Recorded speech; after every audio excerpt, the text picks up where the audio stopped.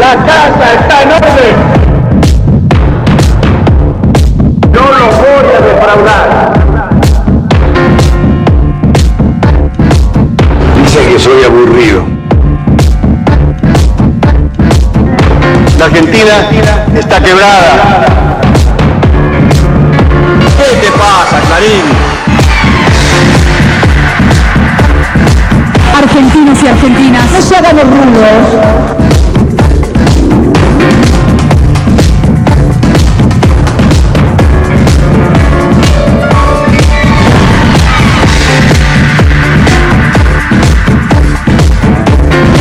Uno de los desafíos de nuestro país, uno de los desafíos de nuestro destino, es tratar de achicar la brecha entre ricos y pobres. Y en este año es importante las decisiones que tomamos en cuanto a quién vamos a votar y qué modelo de país vamos a votar. Por eso queremos hablar del país rico y el país pobre, con un hombre que se dedicó a escribir sobre esto, un economista y un diputado, Eduardo Amadeo, que nos puede dar algunas ideas acerca de cómo podemos hacer los que votamos para elegir o tratar de elegir políticos, dirigentes que trabajen para achicar esta brecha, ¿no? Efectivamente es uno de los grandes desafíos de la democracia. En la Argentina ha dejado de ser un solo país. Yo digo que todos nosotros somos hijos de un modelo, sean nuestros padres, sean nuestros abuelos, en el que uno podía no tener recursos, pero una buena escuela pública, una buena primaria, una buena secundaria, eventualmente la universidad pública, pero sobre todo una economía que crecía sin crisis, mercado de trabajo en blanco, permitían que la gente pudiera hacer su proceso de vida en lo que se llama la movilidad social. A partir de los 70 más o menos, esto empezó a cambiar poco a poco, y luego las crisis económicas, las hiperinflaciones, los errores de política económica, etcétera, fueron acelerando el proceso de empobrecimiento. Hoy día hay 10 millones de personas, 10 millones, que son pobres, pero más que pobres no pueden salir de su pobreza. O sea, esa pared... Estamos hablando de 10 millones de 40. Efectivamente, el 25% de la población.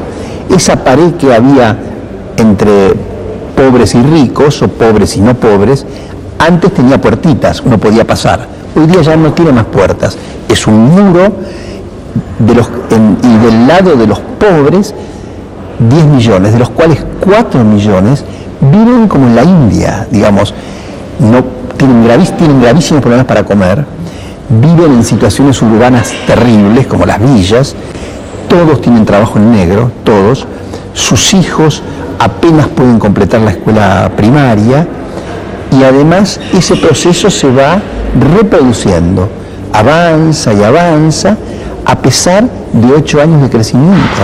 Y esta decisión del gobierno de Cristina Kirchner de la asignación universal por hijo, ¿ha alivianado un poco esta situación? ¿Ha logrado algún progreso o avance? Porque por lo menos los chicos sí o sí tienen que ir al colegio. Sí, es una decisión que nosotros desde la oposición le veníamos pidiendo al gobierno desde que asumió, porque Duhalde implementó el Jefes y Jefas, que fue un programa fantástico para salir de la crisis, y luego el gobierno lo fue dejando morir, y esta gente, los 4 millones de indigentes, se quedaron sin ninguna cobertura. Entonces nosotros, repitiendo ejemplos de otros países, como por ejemplo el caso de Brasil, le pedimos reiteradamente al gobierno que implementara este programa. No lo hizo durante 6 años. Finalmente lo decidió, y es un programa muy importante por varias razones. La primera razón es porque le da a estos hogares una posibilidad de alimentación. La segunda es porque induce la educación y la salud, porque los chicos tienen que ir al colegio, tienen que vacunarse y demás. Y hay una tercera razón oculta, pero muy importante, que es que ayuda a que la mamá se quede en la casa. Si una familia recibe 500 pesos, esa familia evita que la mamá tenga que ir a trabajar de mucama o de lavacopas o de lo que sea, porque tiene un ingreso y por lo tanto se queda. La mamá en el hogar es una mamá que ayuda a los deberes, es una mamá que está con los chicos y por lo tanto la calidad de la educación de los chicos se mejora. Ahora, ¿cuál es el problema que tenemos hoy con la asignación universal? El principal problema es la inflación. Por eso es que es tan perverso, cuando el gobierno esconde la inflación. ¿Y cuál es el negocio de tener inflación? El negocio es una buena pregunta y nunca había pensado en esos términos. Yo no sé si ellos lo piensan como negocio. Ellos... ¿No se recaudan más impuestos? Sí, claro, sí, obviamente se recauda más, pero uno está introduciendo en la economía y en la sociedad un ruido enorme, ¿no? Un ruido social. Porque dejar correr la inflación y encima tapar los números reales de la inflación es una estrategia, es una decisión. Es una decisión que se les ha ido de las manos. Yo creo que ellos, si usted le preguntara a la presidenta diría, obviamente no quiero inflación. Pero la presidenta está convencida que el mejor negocio político para ella es que la economía crezca a paso como está creciendo ahora, al 8%. Una economía recalentada provoca inflación. Absolutamente. Y no es la idea, al parecer, enfriarla nada, ni un poco. Absolutamente. Y hay una sofisma en esto que es inaceptable. ¿Qué es lo que ellos dicen? Crecer implica inflación. No es cierto. Brasil crece sin inflación, Chile crece sin inflación, toda América Latina crece sin inflación. Hay solo 2 países que necesitan mucha inflación para crecer. ¿A quién afecta más la inflación? A los pobres, sin ninguna duda. A ver, nosotros, los no pobres, nos podemos defender de la inflación de muchas maneras. Podemos colocar nuestro dinero en algún instrumento financiero, aunque hoy día las cajas de ahorro son nada, pero bueno, mejor que nada. Podemos comprarnos un objeto. Podemos comprar una casa. Tenemos 1000 maneras de defendernos. Los más pobres, primero, no tienen ningún ahorro. Tienen su ingreso, que es un sueldo o una changa, se lo tienen que gastar enseguida y no pueden ahorrar. Claro, porque si tenemos en cuenta los trabajadores que logran aumentos salariales, estos hacen que se empate con la inflación. Exactamente. Nada más que eso. Pero el tema es la gente que no tiene trabajo formal. Bueno, una de las cosas más perversas del discurso de Moyano es que Moyano se ha olvidado de la mitad del país que está en la pobreza, del 25% del país que está en la pobreza. Moyano representa a gente que gana más de 8.000 pesos y pelea por más beneficios. Felicitaciones. Ahora, ni una palabra para los trabajadores pobres, para los trabajadores informales. Cuando Moyano, y esto yo lo marco en mi libro tengo un capítulo en el que digo que los más pobres no tienen voz. Nadie habla por ellos. Entonces, cuando Moyano habla de la salud, se preocupa por la pelea entre las prepagas y las obras sociales. Pero esa gente va al hospital público, no tiene prepagas, nadie habla por ellos. Entonces, esto es una cosa muy rara porque la CGT, que representa no solamente a los trabajadores, sino a aquel sector postergado de la sociedad, se ha olvidado de ellos. Hoy día, Moyano es la oligarquía del empleo, pero de los más pobres nadie se ocupa. Otro problema gravísimo que tenemos, que son los ninis. Ah, sí, claro. Que es un problema en el mundo, pero en nuestro país también, ¿no? Esta gran cantidad de jóvenes que no trabajan, que no estudian y que no ven un futuro. Yo en el libro digo que los jóvenes son, estoy convencido, el sector más vulnerable de la sociedad. Tal vez uno podría decir los niños, pero el joven está en un momento de la vida en que una elección equivocada le arruina la vida para siempre.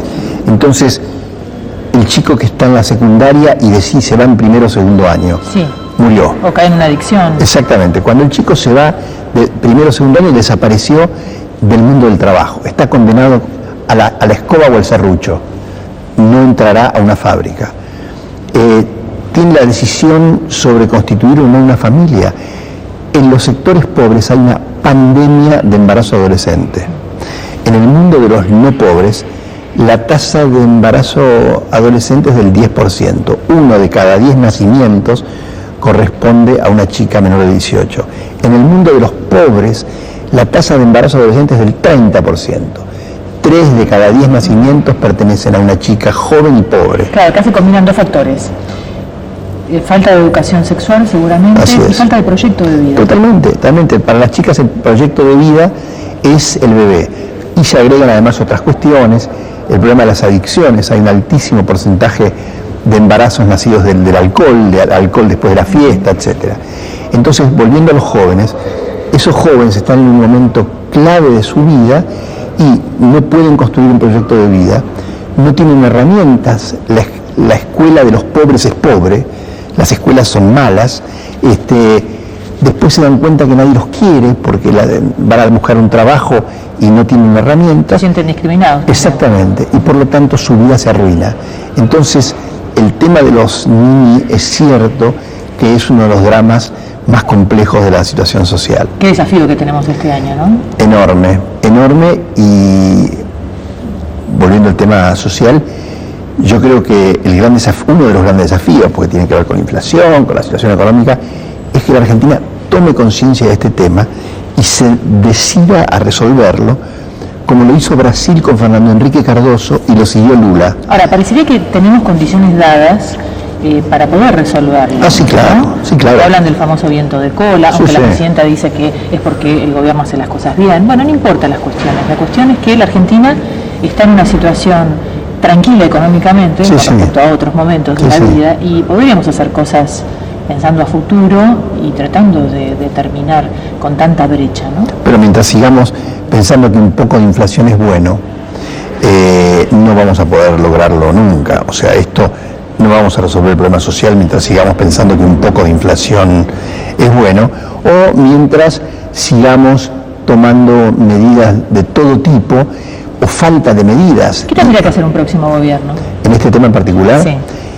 lo pongo en un marco más amplio.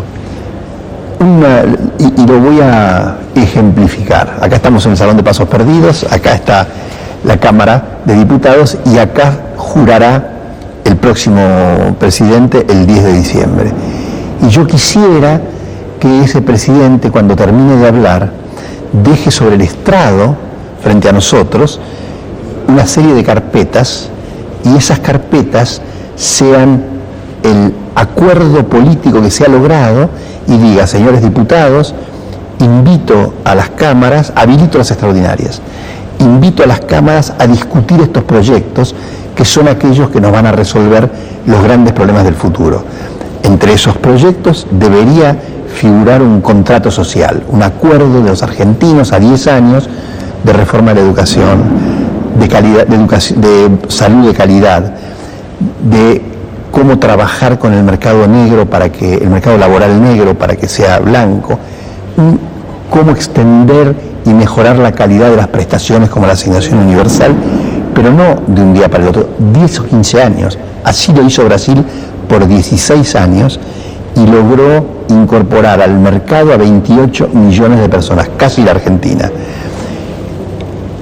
Esos acuerdos incluirían este contrato social, pero también acuerdos que favorezcan un crecimiento estable y de largo plazo sin inflación. Tiene que haber un acuerdo político para solucionar el problema de la inflación. Entonces, lo que tiene que hacer el próximo gobierno es lograr los acuerdos estratégicos que aseguren que la Argentina siga creciendo sin crisis y que distribuya mejor los frutos de ese crecimiento. Suena utópico, ¿no? Pero necesario. Pero es posible. Absolutamente, pero a ver, ya hablo de Brasil. 8 años de Fernando Henrique, 8 años de Lula. Si uno mira esos dos gobiernos, no hay diferencias prácticamente. En todo caso, Fernando Henrique era un brillante académico y Lula apenas tenía 3er grado, pero ambos tenían la misma visión del Brasil que querían. Chile, 4 periodos de la Concertación. Ahora viene la derecha, y la Concertación eran izquierdistas de fuste. Viene la derecha, apenas matices, sigue la construcción de un Chile moderno. Uruguay, guerrillero, 7 años vivió en un aljibe, literalmente. A Pepe Mujica lo tenían en el fondo de un pozo durante 7 años. Lo sacaban y lo metían de vuelta todos los días. Dio un discurso hace poco frente a un grupo enorme de empresarios donde alabó las virtudes de la inversión para el crecimiento. Comparémoslo con nuestro ejemplo de estos días, de un gobierno que ha tomado la agresión a los grupos económicos importantes de la Argentina como su bandera. Sí, sobre esto le quería preguntar su opinión sobre esta decisión del gobierno de poner representantes en cada una de las empresas por las cuales había acciones de las AFJP al traspasarse. Desde el punto de vista formal, no hay ningún problema, el gobierno tiene el derecho de hacerlo, pero esa no es la cuestión. La cuestión es el mensaje que está dentro. De las muchas cosas desgraciadas que ha dicho la presidenta en los últimos tiempos, la semana pasada la presidenta dijo que repartan las ganancias. El che va por cuenta mía. Bueno, ¿cuáles son los dos errores que comete la presidenta? Lo primero es esta sospecha tan argentina de que los que ganan plata son de que repartan las ganancias. Digo, las ganancias del Grupo Techint son el producto del trabajo del Grupo Techint. Bueno, si mal no recuerdo, había un proyecto de repartir las ganancias de las empresas con los trabajadores, ¿no? Efectivamente. De Recalde, creo que así era. Así es. Entonces, pero la otra cosa es que no es necesariamente muy bueno que las empresas repartan ganancias.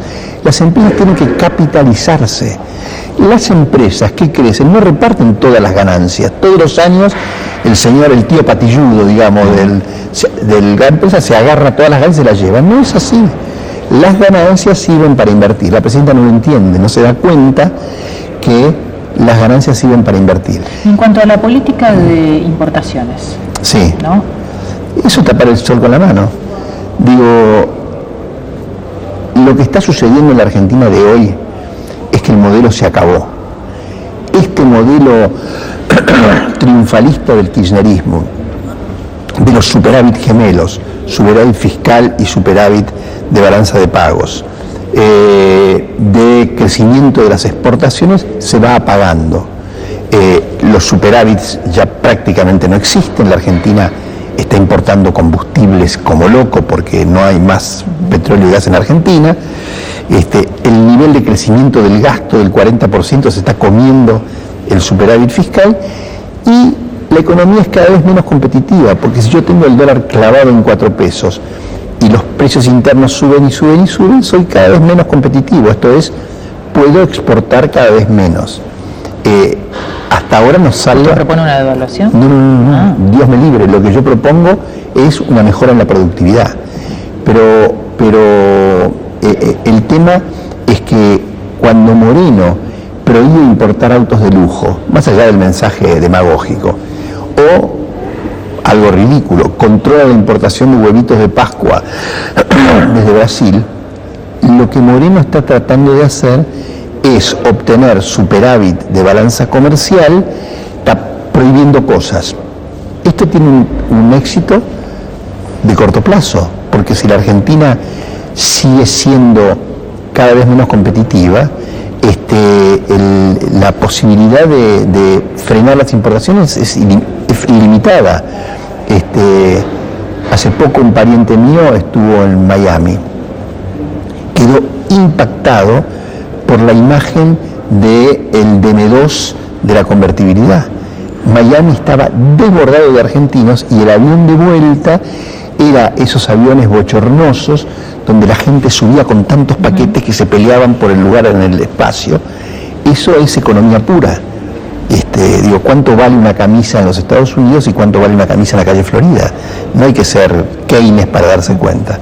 Entonces, la pelea de Moyano está perdida de antemano. El intento de frenar la caída en la balanza comercial tapando agujeros está perdida de antemano. ¿Cómo ve la perspectiva del 2012? ¿Se acaba el mundo o no? No, a ver... Para decirlo metafóricamente. Bueno, primero depende de quién gane, ¿no? Claro. Si vuelve a ganar Cristina... Porque en un año electoral todo queda más o menos frenado. Sí. Después es el asunto. Claro, ¿no? Si vuelve a ganar Cristina, esto va a empeorar. Porque esta gente, como no acepta ninguna opinión diferente y se compra su propio discurso, está encerrado en un lugar del cual no puede salir. Bueno, a ver, imaginemos que gana Cristina. Sí. Va a revalidar su poder y va a profundizar el modelo. ¿Qué quiere decir eso? ¿Qué quiere decir eso? Yo la verdad es que no sé qué quiere decir eso. Puede querer decir, vamos a poner más gente de la cámpora en todas las empresas, Seguramente lo que no quiere decir es voy a reconocer que hay inflación, voy a reconocer que necesito competitividad, voy a reconocer que tengo que gastar menos y mejor. Bueno, justamente, imaginemos que alguien de la oposición gana el próximo gobierno.